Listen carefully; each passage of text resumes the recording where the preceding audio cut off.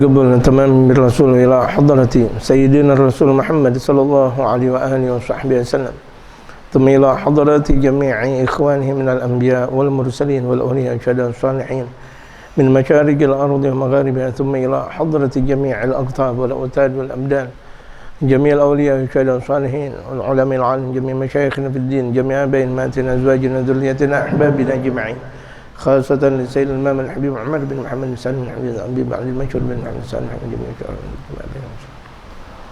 إلى حضرة النبي المصطفى محمد صلى الله عليه وآله وصحبه وسلم. الفاتحة.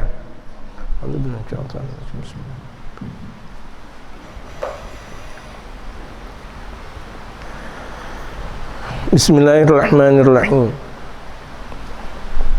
الحمد لله رب العالمين، والصلاة والسلام على أشرف الأنبياء والمرسلين وعلى آله وصحبه أجمعين، أما بعد. وقد قال المؤلف رحمه الله تعالى وأدام النفع به وبعلومه في الدارين آمين. قال, pembahasan kita dalam kitab Shalahul Usrah wa Dawrul Abawaini fit Tarbiyati di jilid kedua ini, Al-Habib Umar mengutip firman Allah Subhanahu wa taala, yaqulullahu azza wa jalla, yang Allah Subhanahu wa taala berfirman, anil ladina yanquduna al-uhuda, berbicara firman Allah tentang orang-orang yang membatalkan janji. Mereka udah janji sama Allah tapi mereka batalin. Itulah orang-orang kafir dan itulah orang-orang munafik yang gampang terperdaya, tidak ada kekuatan di dalam hatinya. Orang kafir tidak ada kekuatan dalam hatinya untuk menjalankan istiqamah. Orang munafik begitu pula. Andaikan ada kekuatan, satu waktu bakal tidak mempunyai kekuatan lagi. Kenapa? Karena munafik, hati-hati ini, dalam dua jenis tersebut tidak bakal menemukan jati diri. Dia tidak bakal menemukan keagungan Allah Subhanahu wa taala. Karena apa yang telah mereka katakan beda apa yang telah mereka perbuat. Kabura maqtan 'indallahi an taqulu ma la taf'alun. Dosa besar. Kabura maqtan 'indallah, dosa besar di sisi Allah Subhanahu wa taala, an taqulu ma la taf'alun. Kalian berkata apa yang kalian tidak lakukan. Jadi perbuatan berbeda dengan lisan. Bisa jadi lisannya manis, Masya Allah, manis, tapi hakikat perbuatannya tidak ada, tidak bisa untuk merealisasi apa yang telah dia katakan. Na'udzubillah min dzalik. Hati-hati ini. Ijtarau bi ayatillahi thamanan qalila. Mereka telah memperjualbelikan ayat-ayat Allah dengan harga yang murah, dengan harga yang sedikit. Mereka seakan perbuatannya adalah akhirat, padahal hakikatnya adalah dunia. Kelihatannya akhirat, bisa jadi secara zahirnya seakan perbuatan akhirat, padahal inti yang ada di dalam hatinya itu adalah dunia. Seakan adalah dakwah, padahal intinya duit. Masya Allah. Dan apakah orang-orang model seperti itu tidak ada? Banyak. Makanya Allah Subhanahu wa taala memberikan kabar seperti ini agar kita sebagai hambanya Allah Subhanahu wa taala, sebagai umat baginda Nabi besar Muhammad, selalu hati-hati dengan perbuatan mereka. Fasaddu an sabili, kemudian mereka mencegah untuk orang berjalan di jalannya Allah Subhanahu wa taala. Orang mau haji dicegah, orang mau melakukan kebaikan dicegah, orang mau umrah dicegah, orang mau haji dicegah, orang mau sedekah dicegah. Orang mau melakukan kebaikan di sana dan di sini dicegah.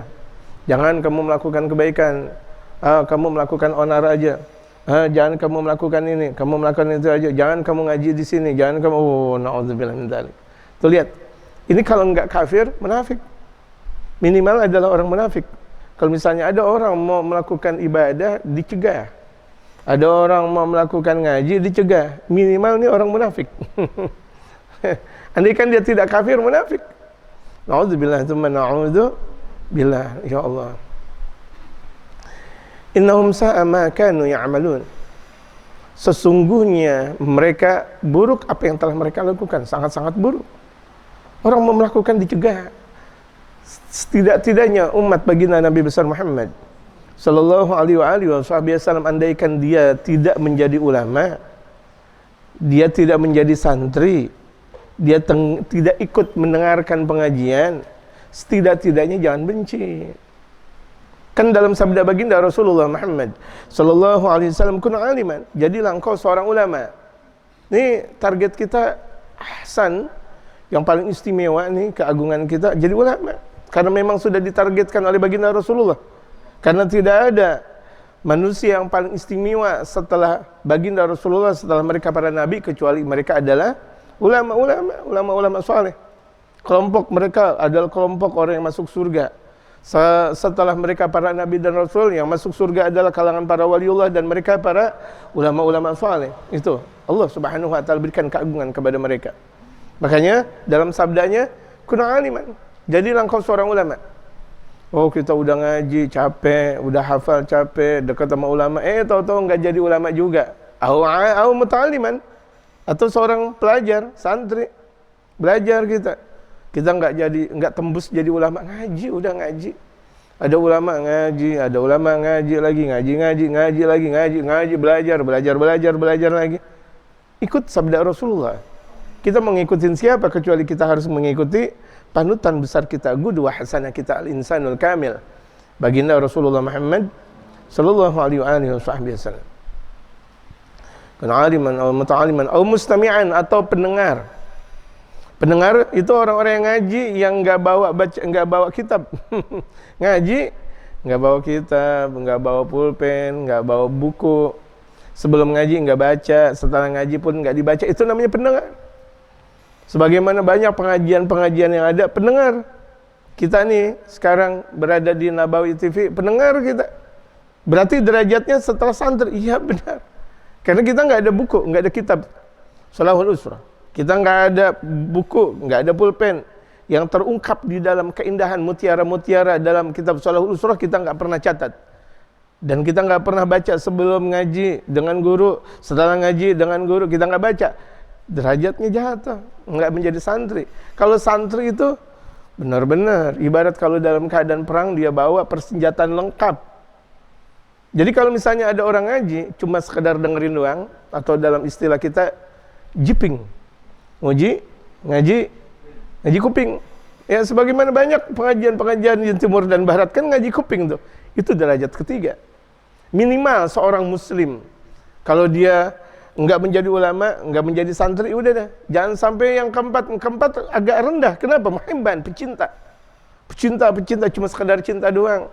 Ada pengajian dia nyiapin duit untuk ini pengajian buat ini dan itu. Pecinta.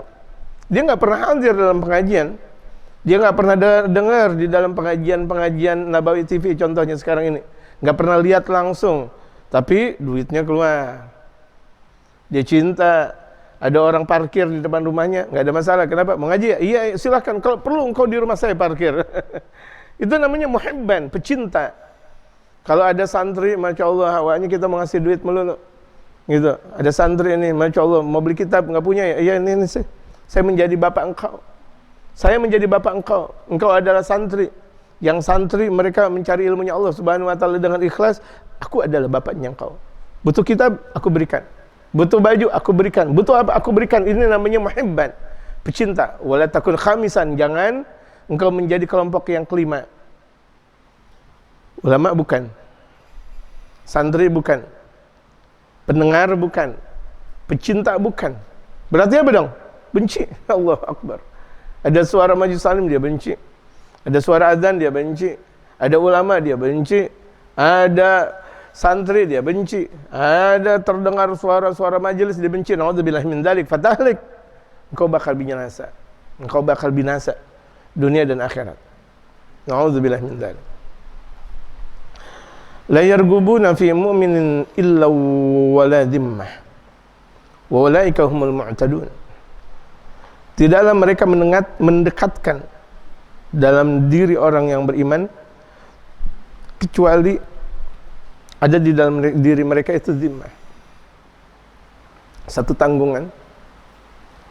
Yang tanggungan itu tanggungan yang kali dikatakan oleh mereka para ulama-ulama saleh kehinaan. Mereka mendekati orang mukmin tapi memanfaatkan orang mukmin. Bukan memberi manfaat, bukan mengambil manfaat, tetapi memanfaatkan. Bisa paham nggak memanfaatkan? Ada ulama, kalau kita bisa ambil manfaat, adanya ulama, kita ambil manfaat. Kita ambil ilmunya, kita berakhlak sama mereka, beradab sama mereka. Harta yang kita miliki, kita berikan. Keagungan yang kita miliki, kita berikan kepada mereka. Ini namanya mengambil manfaat. Atau memberikan manfaat kepada mereka para ulama. Memberikan manfaat, ulama butuh apa? Butuh untuk santrennya, butuh untuk majelisnya, butuh untuk murid-muridnya, butuh ini, memberikan manfaat. Bukan malah memanfaatkan ulama. Memanfaatkan ulama, atas nama ulama, saya atas nama fulan bin fulan. Gitu. Kemudian membuat lembaran untuk ngambil sedekah atau untuk dana ini dan itu. Padahal ulama nggak pernah berkata seperti itu. Memanfaatkan ulama. Na'udzubillah min dzalik. Berapa banyak orang dekat sama ulama tapi memanfaatkan ulama. Salaman sama ulama, bahkan cium tangan. Giliran nanti ketika mau pemilihan dipasang tuh dengan ulama. Namanya apa? Memanfaatkan ulama tuh. Na'udzubillah min dzalik. Ulama mah nggak tahu menawa. Astagfirullahaladzim, mengapa jadi foto anak dipasang? Kan dia cuma sekedar mau silaturahim. Giliran mau dalam keadaan pemilihan dipasang-pasang sana dan di sini. Seakan ulama tersebut ikut dengan partainya atau ikut menyokong dia. Padahal tidak. Itu memanfaatkan ulama. Hati-hati ini jamaah sekalian. Janganlah kita memanfaatkan ulama. Ambil manfaat dari ulama atau berikan manfaat kepada ulama. Jangan memanfaatkan ulama. Allahu Akbar. Orang memanfaatkan ulama yang tidak bakal mungkin anak-anaknya bakal menjadi ulama. Lihat, orang yang memanfaatkan ulama, maka dia mempunyai anak nggak bakal menjadi ulama. Andaikan anaknya di pesantren, bagaikan telur tembuhuk. Telur tembuhuk. Pesantren, puluhan tahun di pesantren tapi nggak hasil. Kenapa? Bapaknya memanfaatkan ulama atau benci kepada ulama. Hati-hati itu.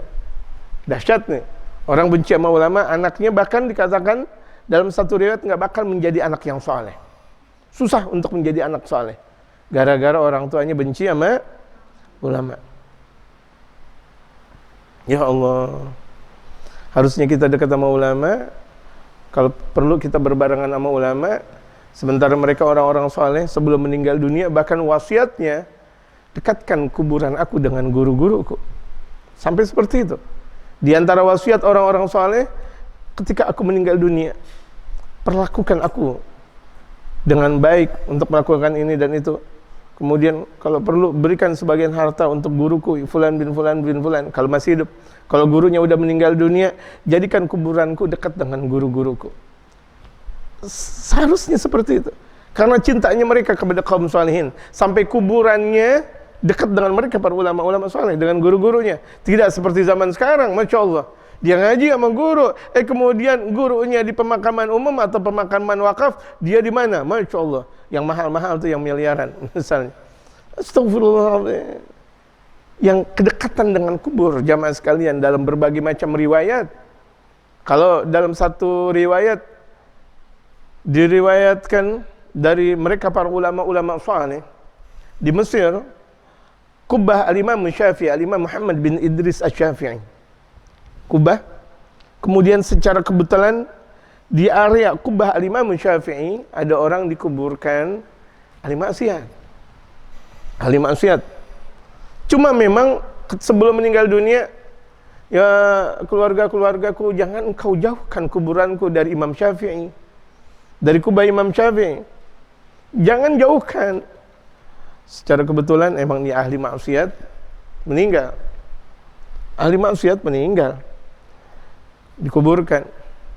diadab, dilihat oleh mereka para ulama. Lihat ru'yatul alim sidik dalam hadis baginda Rasulullah. Penglihatannya mereka para ulama, ulama-ulama saleh, mimpinya mereka para ulama atau penglihatannya mereka para ulama itu adalah benar. Mereka para ulama-ulama saleh ketika mereka melihat, memandang apa yang mereka pandang ini dan itu adalah benar, dan ini adalah hadis baginda Rasulullah Muhammad sallallahu alaihi wasallam, tidak sebagaimana manusia biasa yang cuma sekedar menerka-nerka. Orang biasa menerka, oh kayaknya ini ada pandangan ini dah, ya terkaan. Oh kayaknya ada yang dampingin ente dah, itu terkaan ente, bukan ulama. Kan terkadang ada orang seperti itu, kayaknya di samping ente ada orang dah, samping ente juga ada orang, belakangan itu terkaan, ilmu terkaan. Kenapa kita bukan ulama saleh? Andaikan itu benar, bisa saja itu adalah bayang-bayang saja. Bayang-bayang yang tidak utuh, yang kita lihat tidak dengan utuhnya. Tapi mereka para ulama ngelihat dengan utuhnya. Setelah dikebumikan, diazab. Apakah bisa melihat? Bisa. Karena baginda Rasulullah Muhammad sallallahu alaihi wasallam melihat orang yang diazab di dalam kubur, sebegitu pula umatnya. Dalam pandangan Ahlus Sunnah wal Jamaah, apa yang Allah Subhanahu wa taala pernah berikan kepada Nabi Muhammad bisa Allah berikan kepada umatnya. Yang kalau Nabi Muhammad bisa menghidupkan orang yang sudah meninggal dunia, contohnya bapak dan ibunya udah meninggal dunia dihidupkan kemudian masuk Islam di hadapan baginda Rasulullah keduanya. Jadi Sayyidina Abdullah dan Sayyidatun Aminah itu dalam keadaan muslimah dan muslim yang enggak boleh kita ragukan lagi. Kenapa? Sudah dibangkitkan oleh baginda Rasulullah. Keagungan baginda Rasulullah, keagungan bapak dan ibunya baginda Rasulullah Muhammad sallallahu alaihi wasallam, sepanjang sejarah tercatat seperti itu. Setelah baginda Rasulullah menjabat seorang nabi dan rasul, kemudian beliau datang ke kuburan Sayyidina Abdullah, bapak beliau, kuburan Sayyidatuna Aminah Zuriyah di Abwa antara perjalanan Makkah dan Madinah. Dikubur, kemudian dikubur, kemudian minta izin kepada Allah, hidup kembali, masuk Islam. Setelah mengucap dua kalimat syahadat, asyhadu an la ilaha illallah wa asyhadu annaka ya Muhammad Rasulullah, kemudian masuk lagi ke dalam kuburnya Allah, ke dalam kubur Sayyidatina Aminah dan Sayyidina Abdullah bin Abi Thalib. Walhasil keduanya adalah muslim. Kekhususan baginda Nabi besar Muhammad. Kalau itu Nabi Muhammad bisa, umatnya Allah kasih anugerah bisa pula. Kalau orang yang sudah meninggal dunia bisa dihidupkan oleh umat baginda Rasulullah, maksudnya umat di sini para wali, para ulama. Pendengaran, penglihatan pun sama. Sama.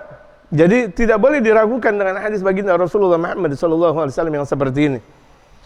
Lihat, Masya Allah, diadab. Rupa-rupanya Mesir ketika itu turun hujan. Turun hujan. Air hujan yang menetesi kubah Imam Syafi'i kemudian mengalir kepada kuburan ahli maksiat tersebut. Kena aliran apa? Air hujan yang dari Imam Syafi'i, apa namanya? Tedingan hujan apa namanya? Talang hujan, kena ke kuburan tersebut. Lantaran kena dengan kuburan tersebut, akhirnya malaikat melihat dan mencium bau aroma wangi. Insyaallah. Rupa-rupanya ini adalah bekas air hujan yang kena talang kubahnya Imam Syafi'i. Mereka para malaikat akhirnya hormat. Kenapa? Ini bekas talang kubahnya Imam Syafi'i kena di sini.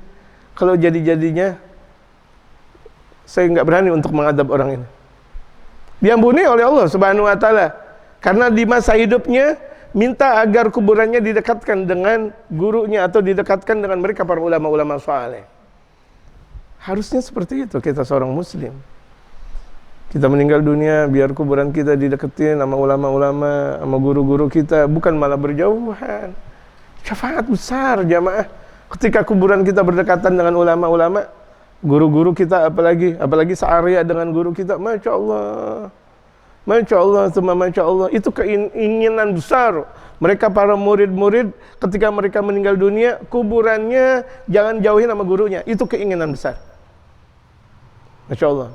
Karena walau bagaimanapun juga ketika di satu sisi kuburan gurunya mendapatkan rahmah, maka dalam satu area tersyafaatkan gara-gara ada kuburan guru, ada kuburan ulama atau wali tersebut. Jadi jamaah sekalian, manfaat. Kalau itu adalah kuburan yang sudah meninggal dunia, yang dikuburkan bisa memberikan manfaat, apalagi yang masih hidup, jamaah sekalian. Ya Allah, ya Allah.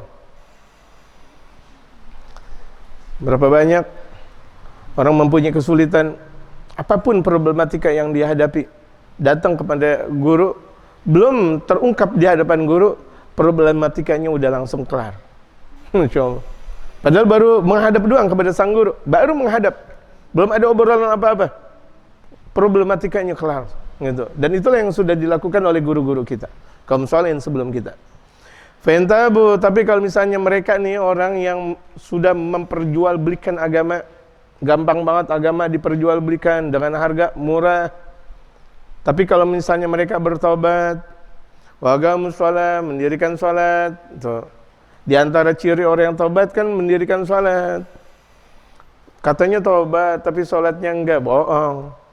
Tobat, ciri khas orang yang tobat mendirikan salat. Bahkan di dalam kitab An-Nasaih Diniyah Al-Imam Qutbud Da'wah wal Irsyad Al-Habib Abdullah bin Ali Al-Haddad mengatakan di antara ciri dan persyaratan taubat mengqadha salat yang sudah pernah dia tinggalkan.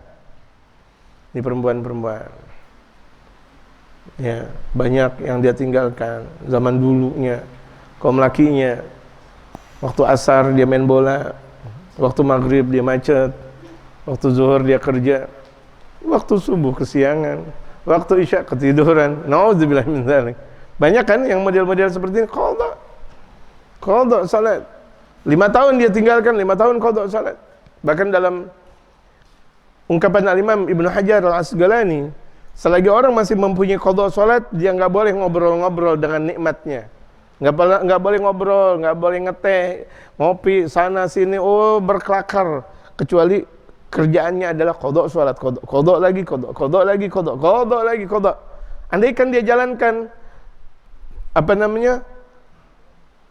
salat yang sunnah tidak diterima. Mardudah. Salatnya tidak diterima. Kenapa? Dahulukan yang qadha, dahulukan yang wajib, gitu. Kan aneh, orang yang wajibnya masih tergadaikan tetapi dia sudah menjalankan yang sunnah. Ibarat orang, Masya Allah, pakai baju, pakai jaketnya double, pakai pecinya hebat, nggak pakai celana. Gimana kira-kira jemaah? Nggak pakai celana kemana-mana. Tapi kalau misalnya Masya Allah, jas safari, pakai ini lagi, pakai dasi lagi, ada dasi kupu-kupu, ada dasi panjang, Masya Allah. Di sini ada belaga tuh yang bunga-bunga kecil, Masya Allah. Tapi nggak pakai celana. Gimana? Apa kata orang? Majnun dia. Orang gila dia. Gitu. Nauzubillah min dzalik. Seperti itulah. Orang yang masih punya qadha salat tapi dia menjalankan yang sunnah. Qadha dulu, qadha.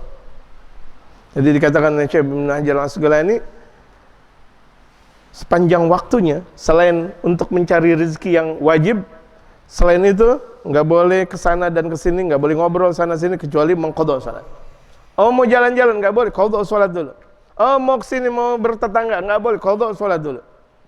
Khawatir qadha salatnya dia belum jalankan, tahu-tahu sudah meninggal dunia. Nauzubillah, tsumma nauzubillah. Wa dainullah haqqu an yuqda.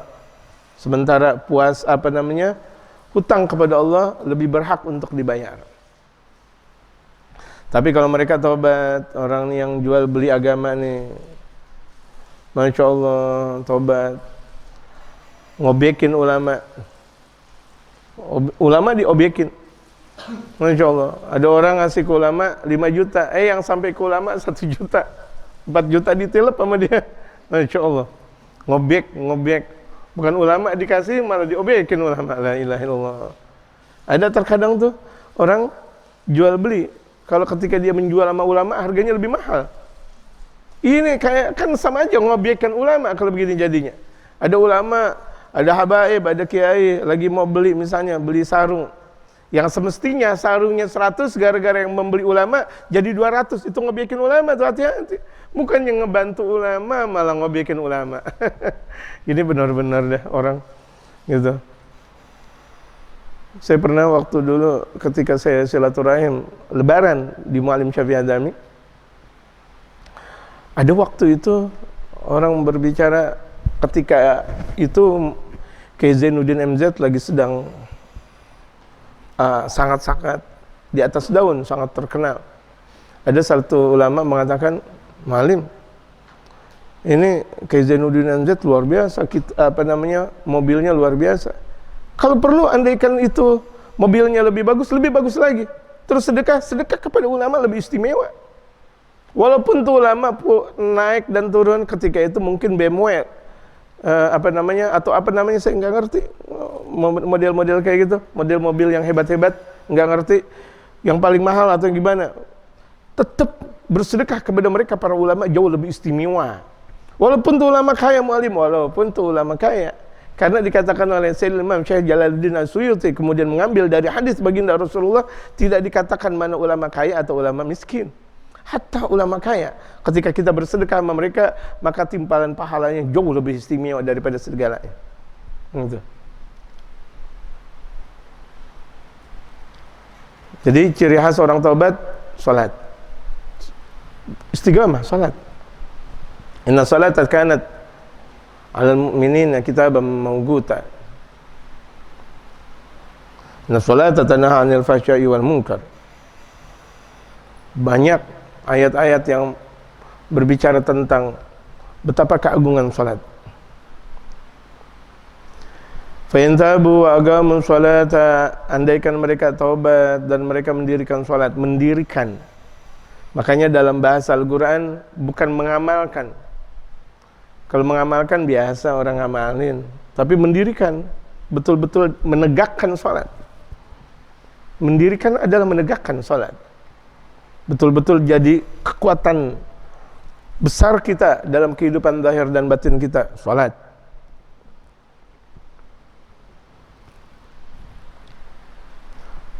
Wa atau zakah, dan kemudian mereka membayar zakat. Udah taubat ya. Yang dulu-dulu dia qadha zakatnya, udah mulai dia bayar zakat. Fa ikhwanukum fid din, mereka adalah saudara kamu dalam beragama. Jaga. Walaupun kemarin menjelekin kita, maki-maki kita, menghardik kita, memfitnah kita, mereka taubat, salat, mereka bayar zakat, udah, mereka saudara kita. Kalau saudara kita, andaikan mereka diamuk, kita yang harus turun tangan duluan. Ada nih mereka diamuk sama orang kafir, kita yang turun tangan. Kenapa? Karena di dalam Al-Quran Allah berfirman, fa ikhwanukum fid din, maka mereka adalah saudara kalian dalam beragama. Jaga tuh. Jadi kalau orang udah taubat, jaga. Ada seorang habaib di Jawa Timur.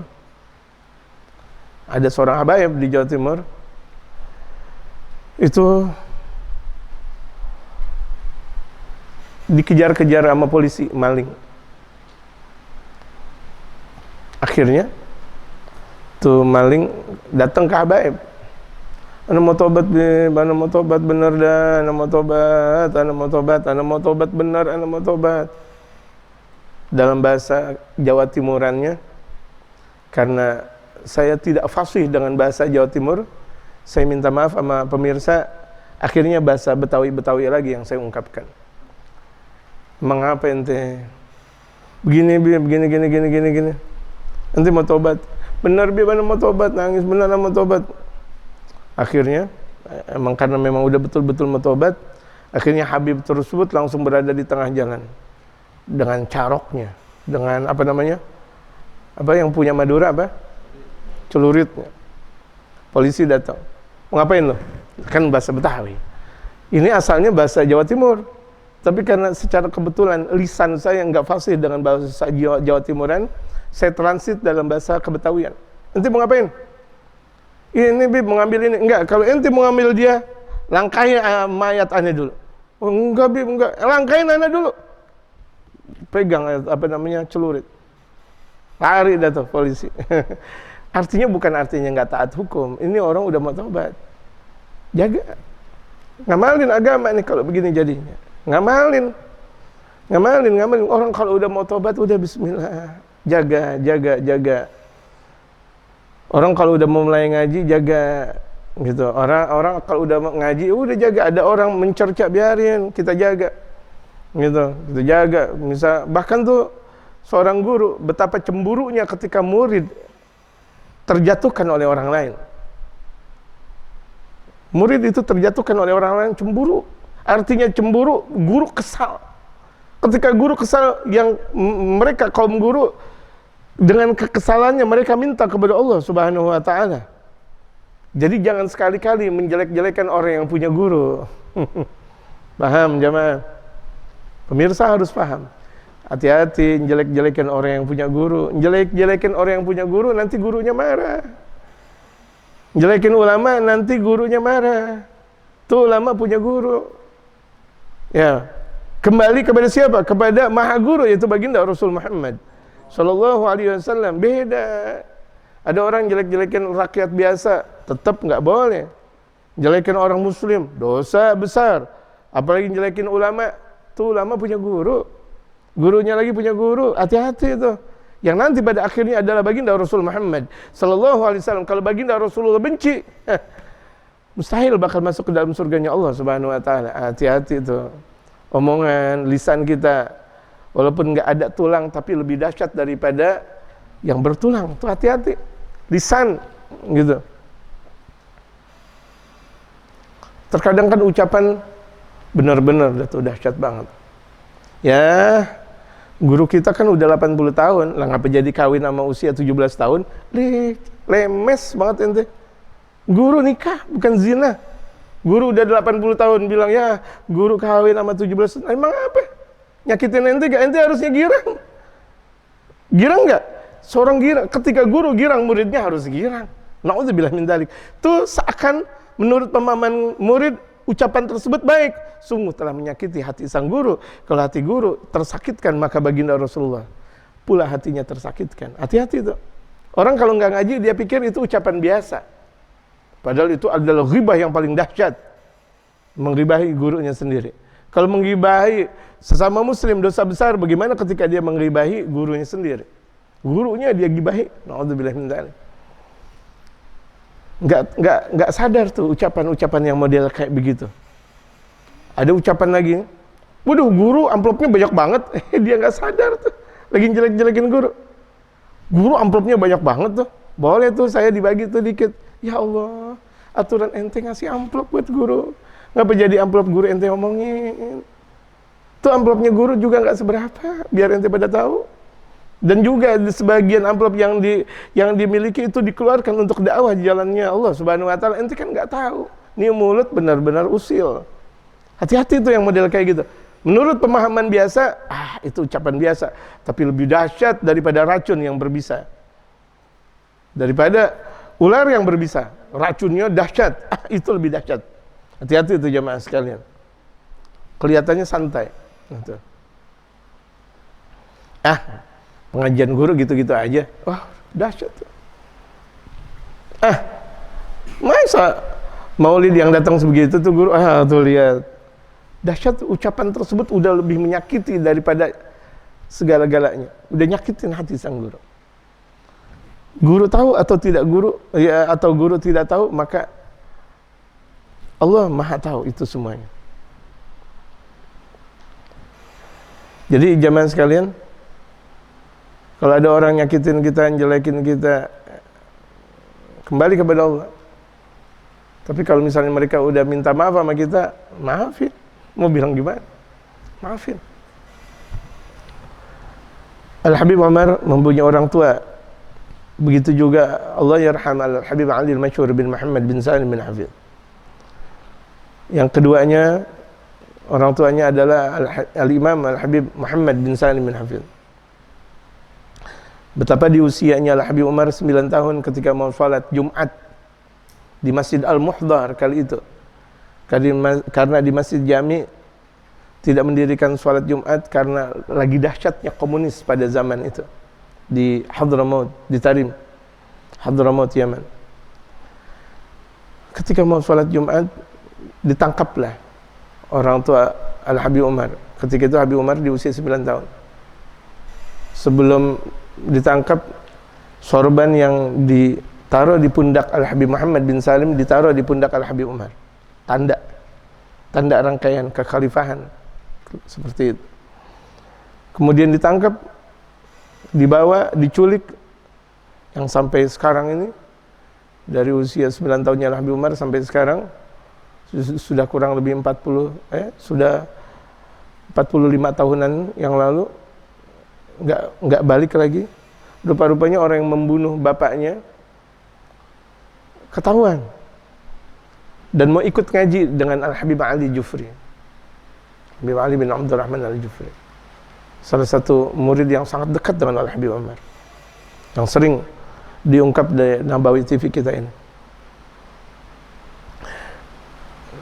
Sebelum mengajarkan ilmu kepada sang pembunuh bapaknya Habib Umar, Habib Ali merasa geram pula. Teleponlah kepada Habib Umar, "Ya Sayyidi, ya Habibana, bagaimana aku akan mengajarkan orang yang sudah membunuh orang tua engkau, ya Habibana? Maafin ya Habib, maafin. Saya nggak bisa melakukan apa-apa sebelum titah yang datang dari engkau, ya Habibana Umar." Apa kata Al-Habib Umar bin Muhammad bin Salim bin Hafid? "Ya Ali, ajarkan agama. Maka orang yang taubat, at-taibu minadz-dzambi kaman la dzambala." Orang yang taubat dari dosa seakan orang yang tidak mempunyai dosa. At-taibu minadz-dzambi, orang yang taubat minadz-dzambi dari dosa kaman la dzambala, seperti orang yang tidak mempunyai dosa. Coba, naudzubillah min dzalik. Kita nggak bisa bayangkan di dalam diri kita. Kalau kita ini udah dijelek-jelekin abis, dia datang lagi. Menurut kita kan, tapi ini orang tuanya dibunuh. Apa jawaban Al-Habib Umar? Ajarkan ya Ali. Karena sesungguhnya dia adalah hambanya Allah Subhanahu wa taala dan dia mau ikut ajaran Rasul Muhammad sallallahu alaihi wasallam. Orang yang taubat dari dosa seperti dia tidak mempunyai dosa lagi. Siapa yang berkata? Sayyidina Rasul Muhammad sallallahu alaihi wasallam. Jadi kalau orang-orang yang pada mau taubat, udah diamin, jangan pada banyak bicara. Orang mau taubat kepada Allah Subhanahu wa taala. Ya Allah. Ini kita kan ada di dalam diri kita nih, apa namanya? Kalau mereka benci, kita benci juga, apa namanya?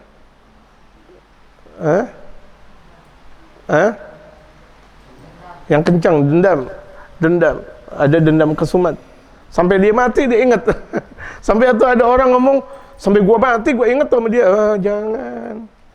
Ucapan terlalu dahsyat ngomongin kayak gitu. Jangan. Yang tadinya kita nggak mempunyai penyakit banyak, jadi penyakit banyak. Penyakit hati kita banyak. Bertobat. Lihat Al-Habib Ali Al-Masyhur. Betapa di zaman komunis Yaman dipukul, digebuk, diintimidasi, dizalimi. Ketika Al-Habib Ali Al-Masyhur meninggal dunia, maka orang-orang Rusia mereka menyolatkan jenazah gaib kepada Al-Habib Ali Al-Masyhur. Padahal zaman dulunya mereka menzalimi Al-Habib Ali Al-Masyhur. Beberapa puluh tahun kemudian anak-anaknya masuk Islam, nyolatin Habib Ali Al-Masyhur. Begitulah baginda Rasulullah dahulu, jamaah sekalian. Allahumma hdi qaumi fa innahum la ya'lamun. Tuh, dalam satu konsep dari baginda Rasulullah. Akhirnya satu Arab mereka masuk Islam semuanya, yang bisa jadi bapak-bapaknya adalah orang yang benci kepada Rasulullah dan agamanya Rasulullah. Tetapi anak-anaknya ngikut akan ajarannya baginda Rasulullah Muhammad sallallahu alaihi wasallam. Kita kalau mengajak orang, udah dengan lembutnya. Orang nggak suka sama kita nggak tahu nanti anak-anaknya yang bakal suka sama kita. Bapaknya benci banget sama kita, anak-anaknya tahu suka sama kita. Mau bilang gimana? Sabar. Jadi kita diajarkan oleh Allah, kalau mereka taubat fa ikhwanukum fid din. Karena yadumuhum qabla galil. Kata Habib Umar di sini, dia menjelekkan mereka sebelumnya. Kanu ahla masaib wa ahla masyakil fil haya. Mereka adalah orang yang sering membuat onar, musibah, membuat kesulitan dalam satu kehidupan. Sulit, kalau ada dia udah nggak ada enak-enaknya di kampung. Masyarakat sudah nggak ada enak-enaknya, rumah tangga bakal bisa berantakan gara-gara ada dia nih. Tapi kalau dia udah taubat, lakin idza tabu, namun kalau misalnya mereka taubat, waraja'u, mereka kembali kepada ajarannya Allah. Tahu-taunya tadinya sih Masya Allah preman, tahu-taunya dia baca Quran. nggak ada masalah, di dalamnya tatonya banyak banget. Lah tato dari ujung ke ujung. Tapi giliran dia taubat diterima sama Allah. Allah aja maha menerima kita belaga jadi ulama. Ente kemarin ahli maksiat ya? Enggak boleh ngaji amanah. Jangan. Kalau baginda Rasul Muhammad sallallahu alaihi wasallam itu Abu Sufyan itu di antara pembesar Quraisy pada zamannya. Masuk Islam. Diterima oleh baginda Rasulullah Muhammad sallallahu alaihi wasallam. Wahsy yang membunuh pamannya Sayyidina Rasul sallallahu alaihi wasallam Sayyidina Hamzah di Uhud, kemudian setelahnya masuk Islam, diterima. Cuma Rasulullah enggak mau ngelihat dia dulu. Karena apa? Masih terbayang oleh baginda Rasulullah akan pamannya Sayyidina Hamzah. Gitu. Tapi kan setelah wafatnya Rasulullah, Wahsy terus taubat dan ikut peperangan ini dan itu. Masya Allah. Sampai pada akhirnya disebutkan dalam sejarah membunuh siapa? Musailamah Al-Kadzdzab. Gitu. Dulu aku telah membunuh orang yang paling dicintai oleh Rasulullah katanya. Tapi sekarang aku membunuh orang yang paling dibenci oleh Rasulullah. Musailamah Al-Kadzdzab. Ngaku-ngaku nabi. Karena tidak ada nabi setelah Nabi Muhammad. Jadi kalau misalnya mereka taubat kembali kepada Allah, fa ansaw hadza kullah. Mereka sudah melupakan itu semuanya, fa ikhwanukum fid din. Mereka adalah saudara kalian dalam beragama. Saudara udah. Ahlan wa sahlan wa marhaba. Tadinya Masya Allah jelekin kita, tadinya memfitnah kita, tadinya luar biasa. Itu bagaikan bom membombardir kita. Setiap hari kita dibombardir, tahu dia taubat, mau bilang gimana? Kita udah siap belum menerima taubatnya mereka? Gitu. Kita udah siap belum? Kalau kita udah siap, amin ya rabbal alamin. Tanda di mana Allah Subhanahu wa taala mensucikan hati kita. Qala ahadus sahabati, sebahagian para sahabat berkata, ya Rasulullah, ini masih pembahasan tentang bagaimana mendidik anak. Kalau orang aja taubat, kita maafin, bagaimana anak kita? Anak kita ini bengal banget, bengal. Satu waktu dia taubat, terima. Kalau orang aja kita terima, bagaimana anak kita, darah daging kita? Tuh lihat. Kalau orang kita terima, bagaimana anak kita, darah daging kita? Gitu. Qala ahadus sahabati, sebagian mereka para sahabat berkata, ya Rasulullah, inni lagi tu kafiran faqtatalna, sesungguhnya aku berjumpa dengan orang kafir, apakah kami bunuh? Fadaraba yadi bisayfi faqata'aha thumma ladha minni bisyajaratin wa qala aslamtu lillah aqtuluhu ba'da an qalaha. Ya Rasulullah, aku berjumpa orang kafir dalam satu peperangan. Kemudian kedua tanganku akan membunuh dengan pedang, akan aku potong-potong dia. Kemudian dia melewatiku bisyajaratin, dengan satu batasan pohon. Melewati pepohonan. Dia melewati pepohonan sedikit aja dari hadapan kita. Wagala tahu-tahu dia berkata, ya Rasulullah, lagi ngadu nih sahabat sama Rasulullah. Kemudian tuh orang kafir bilang, aslam tuh lillah, aku sudah masuk Islam karena Allah. Benar-benar nih. Lagi mau ditebas batang lehernya, dia bilang, muslim ya Rasulullah. Aslam tuh lillah, aku sudah masuk Islam. Aqtuluhu ba'dan qalaha. Apakah akan aku bunuh juga setelah dia mengucap dua kalimat syahadat ya Rasulullah? Gimana ya Rasulullah? Kebingungan mereka, para sahabat. Qala Rasulullah sallallahu alaihi wasallam, kemudian Rasulullah bersabda dalam satu jawabannya, la taqtulhu, jangan kau bunuh. Kenapa? Dia udah masuk Islam. Padahal cuma ngelewatin pohonan doang. Kemudian dia langsung masuk Islam. Udah. Kalau dia udah masuk Islam, udah jangan kau bunuh. Mereka saudara engkau. Masya Allah. Fa ikhwanukum fiddin. Ini lagi perang. Jadi akhlak kita nih, terkadang kita sebagai dai, kita nggak tahu kita tidak berakhlak. Kita anggap bahwa diri kita lebih suci daripada para preman. Kita anggap diri kita lebih suci daripada pembunuh, daripada pezina, daripada orang yang ada di luar sana. Jangan. Ya Allah, lebih asik disebut dengan mantan preman daripada mantan dai, mantan santri. Ya Allah, mantan santri. Itu dulu santri itu. Ya Allah, dengarnya juga nggak ada enak-enaknya. Ya Allah, dulu tuh santri, kelakuannya sekarang, aduh jangan. Mending disebut dengan mantan preman. Masya Allah, pecinya udah bagus, udah rapi, dia pakai baju koko, kemana-mana wangi, zikir terus, ya Allah. Dulu kan tuh preman, ada nih tengik nih, Masya Allah. Dulunya si preman, dulunya santri, Masya Allah. Ketemu perempuan, main apa? Main tiup, orang perempuan suka, mantan santri, dia udah tahu zikiran semuanya. Semuanya tuh, na'udzubillah min dzalik, hati-hati tuh. Allahu Akbar, na'udzubillah min dzalik. Gitu. Jadi kalau misalnya orang kafir dia masuk Islam, dia taubat, mereka saudara kita. Rasulullah menjawab, la taqtuluh. La taqtuluhu, jangan kau bunuh dia. Qala ya Rasulullah. Kemudian sahabat tersebut bertanya, ya Rasulullah, fa innahu taraha ihda yadayya. Tsumma qala dzalika ba'da ma qata'aha. Aqtuluh? Qala la taqtuluhu. Kemudian sahabat tersebut bertanya, ya Rasulullah, dia sudah menyiapkan di antara kedua tanganku. Kemudian dia berkata, setelah dia menebas kedua tanganku, sampai tangan sahabat udah ditebas.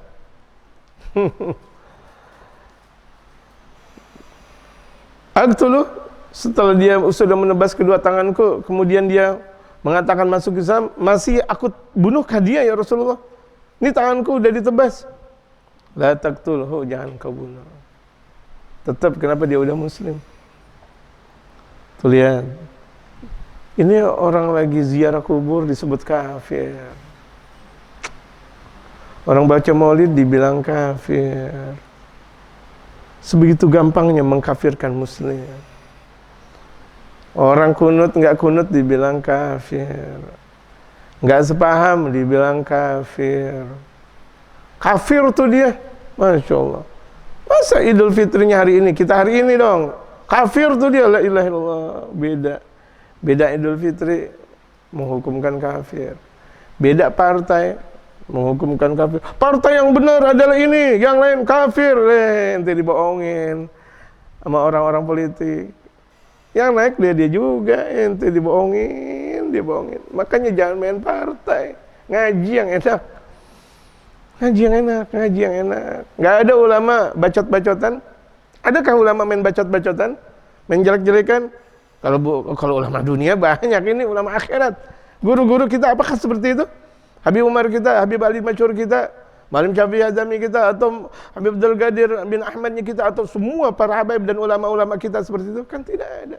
Nggak ada main bacot-bacotan, nggak ada. Sungguh tidak ada. Ya Allah, ini orang udah masuk politik, bapak berantem sama anak, anak berantem sama bapak gara-gara beda pakaian. Yang satu hijau, yang satu kuning, yang satu langsat, yang satu apa namanya, bule, yang satu apa, oh astagfirullah. Pokoknya partai saya yang paling Islam, partai saya Islam, yang lain kafir. La haula wala quwata illa billah. Beda partai, main kafir-kafirin. Sebegitu mudahkah? Padahal baginda Rasulullah betul-betul menjaga keislaman seseorang. Rasulullah cinta dengan keislaman seseorang.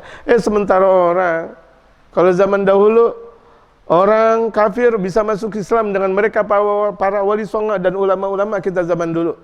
Sekarang orang muslim dikafirin sama orang zaman sekarang. Ulama yang benar adalah orang kafir dimasukkan Islam. Di mana yang tidak benar, orang muslim dibilang kafir. Astagfirullah. La haula wala quwwata illa billah. Enti cium Ka'bah, enti cium Hajar Aswad, bidah, syirik, haram. Enti ziarah kubur, syirik haram. Astagfirullah. pemahaman yang hancur. Ini yang membuat pemahaman rontok dalam keagungan dan kekuatan syariat baginda Nabi besar Muhammad.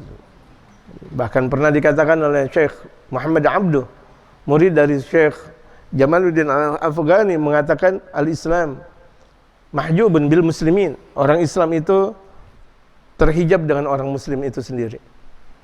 Jadi itu yang rusak tatanan syariat adalah orang muslim itu sendiri. Gitu. Nggak bisa jaga, nggak bisa etika kita. Kita seorang muslim, apakah kita sudah berakhlak? Sementara orang-orang tempo dulu masuk Islam lantaran melihat akhlaknya para sahabat.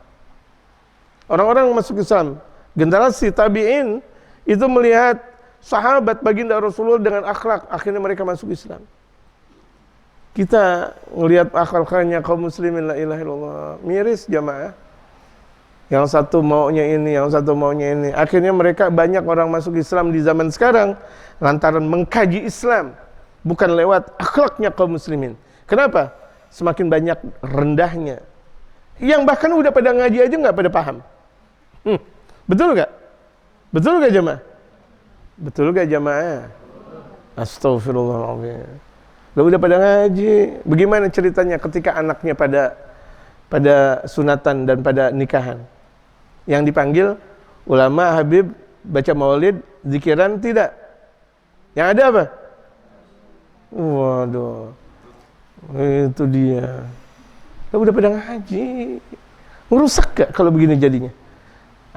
Cuma hidup sekali, benar, maksiatnya berkali-kali, dia nggak tahu dampaknya. Naudzubillahi tsumma naudzubillah.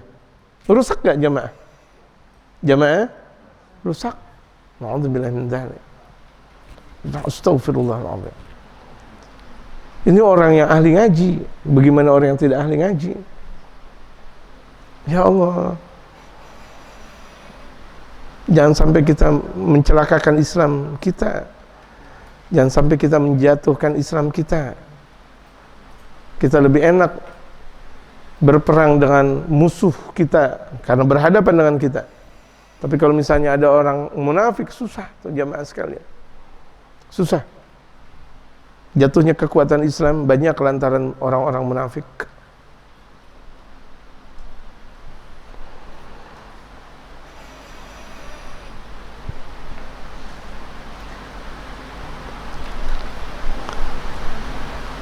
Fa'in qataltahu fa'innahu bimanzilatika. Jika engkau bunuh dia, maka sesungguhnya dia sudah berada di dalam kedudukan engkau. Artinya dia udah muslim. Kok udah muslim masih engkau bunuh juga? Jangan. Qabla an taqtulah, sebelum engkau bunuh dia udah muslim. Sementara membunuh muslim haram, dosa besar. Wa anta bimanzilatihi qabla an yaqula kalimatahu allati qala. Kalau begitu jadinya kalau engkau bunuh dia, maka engkau berada di dalam kedudukannya dia sebelum dia mengucapkan 2 kalimat syahadat. Berarti engkau yang kafir kalau begitu. Berarti itu engkau berada di dalam posisi dia sebelum dia mengucapkan syahadat. Berarti apa? Posisi kafir engkau kalau begitu jadinya. Sementara dia adalah seorang muslim. Makanya kita jangan gampang banget untuk mengkafirkan seorang muslim. Ya, jamaah sekalian, gampang sekali, Masya Allah. Beda pengajian bilang tuh syirik, tuh bid'ah, ya Allah. Beda guru kita bilang tuh syirik, tuh bid'ah, Allah Akbar. Beda apa lagi? Beda tasbih, beda jaket, beda alma mater pengajian dan sebagainya. Tuh syirik, bid'ah, Allah Akbar. Allah Akbar. Na'udzubillahi min dzalik.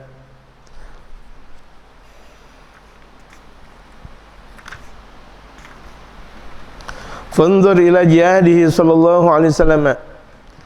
Maka tiliklah dalam jihadnya Rasulullah, dalam perjuangannya baginda Rasulullah al-ghaimi 'ala rahmati, yang menjalankan rahmat.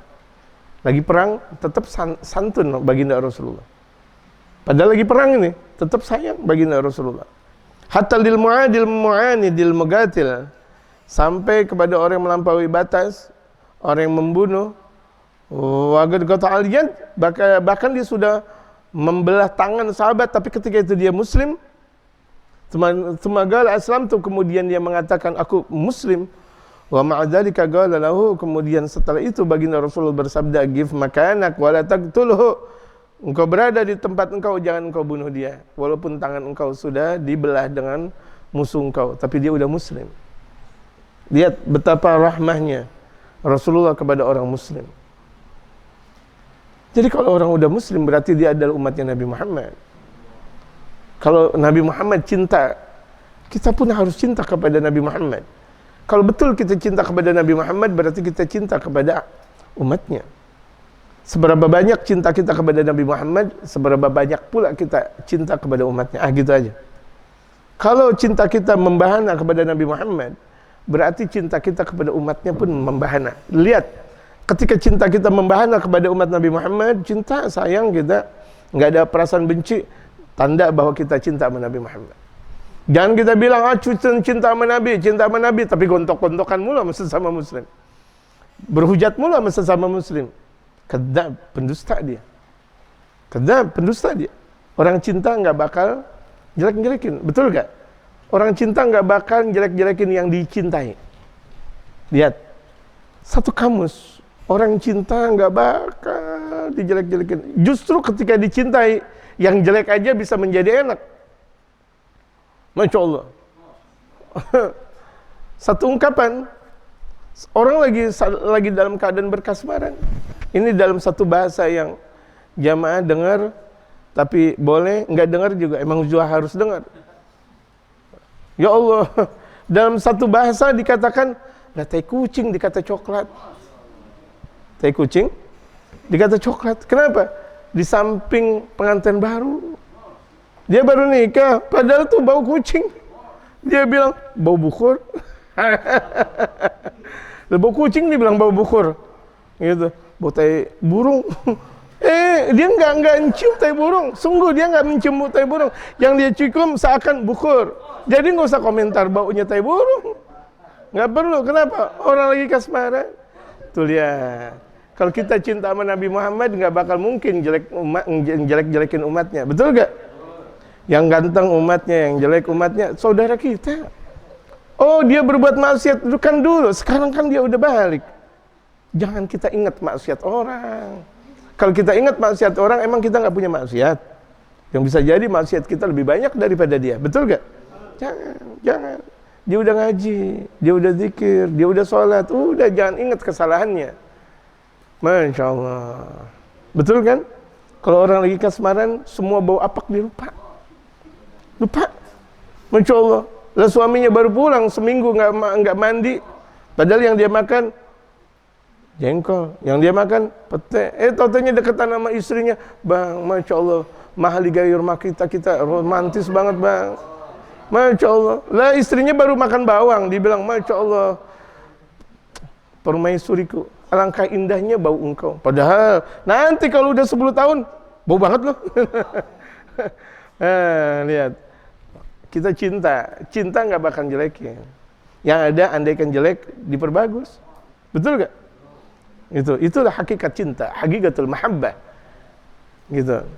Kalau ada umat Islam yang bagaimana ya jangan dibenci, benerin. Ada umat Islam pada ngaco, jangan dijelek-jelekin. Apalagi itu teman kita, teman pengajian kita lagi. Jangan malah dijelek-jelekin, jangan malah diumbar. Kalau kita sayang sama mereka, nasihatin, doain, jangan diumbar. Tutup. Barang siapa yang membuka kesalahan orang lain, dia bakal dibuka kesalahannya. Tapi barang siapa yang menutup kesalahan orang lain, man satara musliman satarahullahu yaumal qiyamah. Barang siapa yang nutupin kejelekan orang muslim, dia bakal ditutup oleh Allah Subhanahu wa taala kelak nanti di hari kiamat. Ya, apalagi itu kesalahan anak kita. Lah anak kita umbar sama orang lain. Tahu nih saya didik anak saya susah banget, jangan. Nih ibu-ibu nih biasa pada lemes. Didik anak saya susah banget. Anak kamu enak banget ya, tuh, lulut banget ya. Tahu nih anak saya luar biasa. Masya Allah. Jangan. Itu sama saja membuka kartu aib kita di hadapan mereka. Tuh orang bilang, lah anaknya aja dijelek-jelekin, bisa jadi saya lebih dijelek-jelekin kalau begitu jadinya. Tuh lihat. Jangan membuka aib anak kita, suami kita, semua yang kita cintai. Wallahu a'lam. Fatihah qabul tamam Rasulillah hadrati Sayyidina Rasul Muhammad sallallahu alaihi wasallam. Al-Fatihah. Alhamdulillah ghafuri lil amdi dhil ghururi wal fardi fil umuri wa hamangantil hamburi wassalatu Allah dawama wassalamuhu ya imamha wal anbiya khitama wa ala al kirami washabika nujumi fi qudwatil marami lil urbi wal ajami ya rabbana atarafna bi annana tarafna wa innana asrafna wa ala Allah asrafna fatum alaina taubat tusiru kulla awbat wastur lana al-awrati wa aminil rawati waghfir li walidina rabbi wa mauludina wal akhli wal ikhwani wa syahidil khillani wa kulli di mahabbah hajiratin aw suhbah wal muslimina ajma'in amin ya rabbi asma' fadlan wa judan manna la biktisabin minna bil mustafa rasuli nahla bi kulli surri sallallahu wa sallam rabbi alaihi abdal hamdi wa alihi wa sahbihi idadat wasfi sabdi walhamdulillahi fil bad'i wa